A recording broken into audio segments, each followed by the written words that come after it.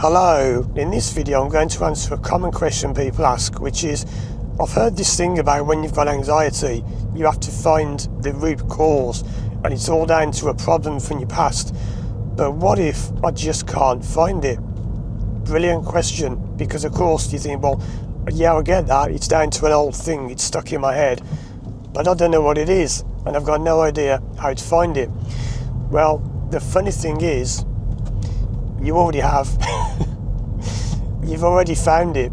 So I'm driving along this road now and I work with people who have driving anxiety, and they say when I go out driving, normally at speed, or it can be if you're going down a steep hill or at night time, lots of different ways you can come out.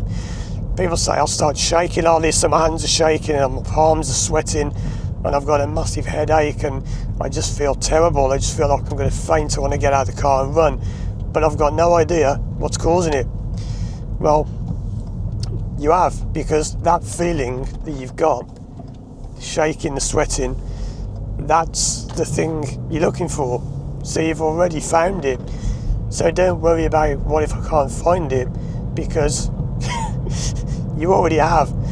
Now I know that might not make much sense, and you say, well, hold on, yeah, I get that, I'm getting the feelings, but how do I know what event caused that?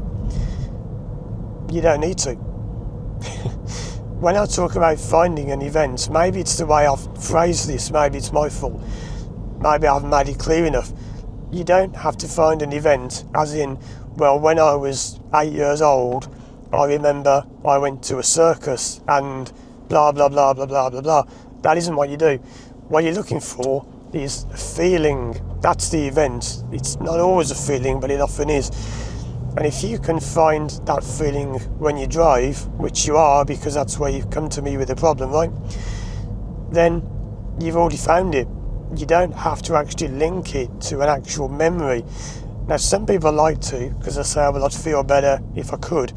That's fine. You don't have to. It's not necessity. It's not a necessary. What's the word? A necessity. That's what I'm saying. It's not necessary. It's not a necessary necessity. It's a bit of a tongue twister. So, even things like that, when people make mistakes, this is a common problem when people drive. They say, if I make a mistake, I'm terrified.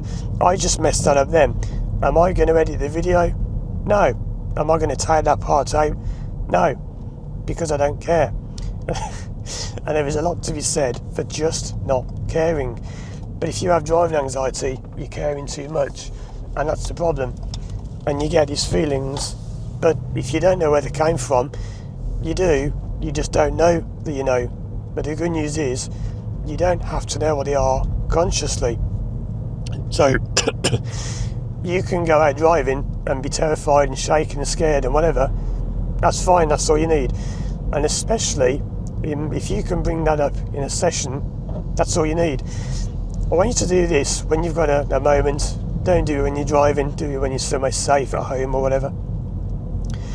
I want you to just sit down somewhere and think about driving. If it helps, put your hands out in front of you, like mine are now. Imagine they're on the wheel. Put your feet in a position like when you're driving.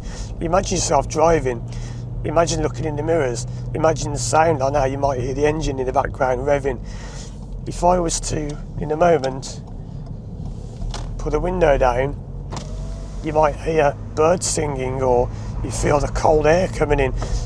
Do that and get it so that you're imagining yourself driving. Make it as vivid as you can. Don't just sit there thinking, oh, I'm driving. You've got to really go into it. Think of what you can see, hear, any touch under your hands, your fingers. Think of all your five senses and use them to build this imagination of you driving.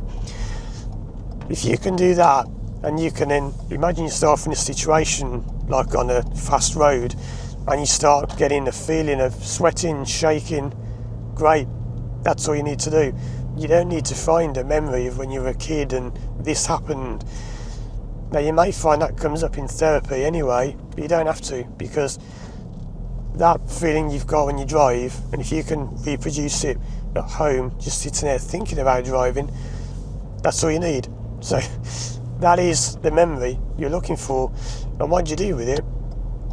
Well, quite simply, you get rid of it, so to speak. You don't actually just get rid of it. It's not quite how it works, but that's a simple way of understanding it.